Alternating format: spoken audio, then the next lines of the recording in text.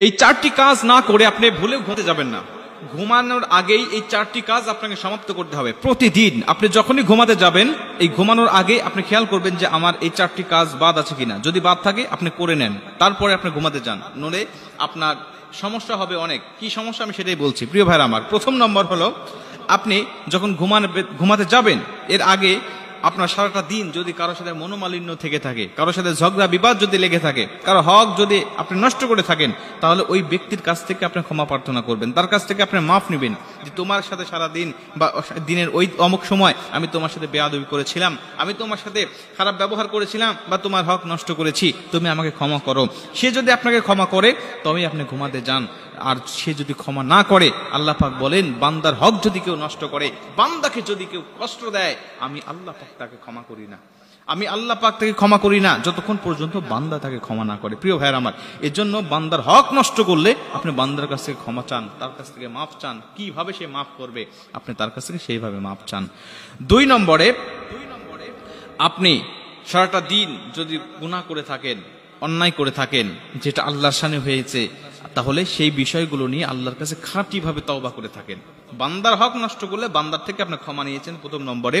আপনি দুই নম্বরে আল্লাহর হক নষ্ট করে থাকলে আল্লাহর হক থেকে আপনি আল্লাহর কাছ থেকে ক্ষমা চান, তওবা করেন। ইল্লা মান তাবা ওয়া আমানা ওয়া আমিলা আমালান সালিহা ফাউলাইকা ইউবাদদিলুল্লাহু সাইয়্যাতিহিম হাসানাত।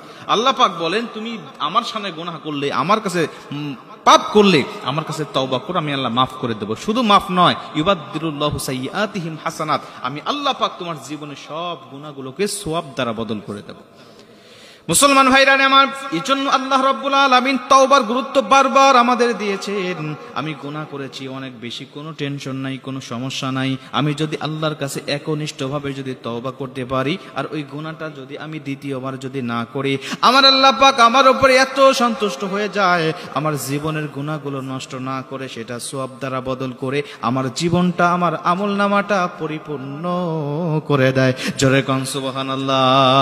এজন্য আমরা সবাই তওবা করব, বেশি বেশি ঘুমানোর আগে তওবা করে নেব। তিন নম্বরে, আপনি আত্মসমালোচনা করবেন। আত্মসমালোচনা মানে হলো, আপনি ফজরের পর থেকে শুরু করে নিয়ে এই রাত্রিবেলা ইশারের নামাজ পর্যন্ত বা ঘুমে যাবার আগ পর্যন্ত আপনি আজকে সারাটা দিন কি কি কাজ করেছেন, আপনার এই কাজগুলোর মধ্যে কয়টা ভালো কাজ ছিল, কয়টা খারাপ কাজ ছিল, আজকে কয় ওয়াক্ত নামাজ আপনি জামাতে পড়েছেন, কয় ওয়াক্ত নামাজ আপনি জামাত ছাড়া পড়েছেন, এই হিসাবগুলো আপনি করেন এবং আপনি প্রতিজ্ঞা করেন, আজকে যা ভালো কাজ করেছি আগামীকালকে আমার এই ভালো কাজের বিষয়টা আমি আরো বাড়িয়ে দেব। আজকে যদি 3 ওয়াক্ত জামাত পড়ে থাকি, কালকে 4 ওয়াক্ত 5 ওয়াক্ত আমি পড়বো। এই টার্গেট নিয়ে আপনি আগামীকালকের দিনটা আপনি শুরু করবেন। আজকে যদি আপনি সারাটা দিন একটা মিথ্যা কথা বলে থাকেন, টার্গেট নেন কালকে আমি একটা মিথ্যাও বলবো না। আজকে যদি আপনি 20 জনকে সালাম দেন, টার্গেট নেন কালকে আমি 30 জনকে সালাম দেব। এই টার্গেটটা নিয়ে যদি আপনি চলতে পারেন, এই টার্গেটটা নিয়ে যদি আপনি বাস্তবায়ন হতে পারেন, আপনি একজন আল্লাহর ওলিতে পরিণত হবেন, আপনি একজন আল্লাহর পছন্দীয় বান্দায় পরিণত হবেন। এতে কোনো সন্দেহ নাই, যে আল্লাহ পাক আপনার সন্তুষ্ট। আপনি ক্রমে ক্রমে যখন আপনি এইভাবে যখন আগাতে থাকবেন, আল্লাহ পাক আপনাকে রহমতের কোলে উঠায় নেবে।